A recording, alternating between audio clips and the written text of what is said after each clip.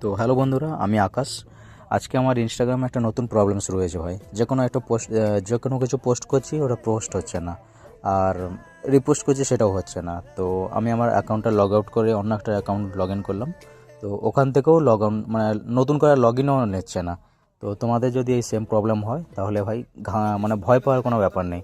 আমি হেল্প সেন্টারে গিয়ে এক্ষুনি এসএমএস করলাম যে এরকম এরকম প্রবলেম, আমি স্ক্রিনশটও দিয়েছিলাম। তো ওখানে থেকে আমাকে একটা রিপ্লাই করলো যে এটা ইনস্টাগ্রাম সার্ভার ক্র্যাশ হয়েছে, সেই কারণে এই প্রবলেমটা হচ্ছে। আর অনেক তো আমি আর কয়েকটা বন্ধুকে এসএমএস করলাম, ওরা পোস্ট করছে। তো ওদের পোস্টও সেম প্রবলেম হচ্ছে, ওদেরও পোস্ট হচ্ছে না, তো ওরাও রিপোস্ট করছে, রিপোস্টও হচ্ছে না। তারপরে ওরা কি করেছে, সব হিস্টোরি ক্লিয়ার করে বসে আছে।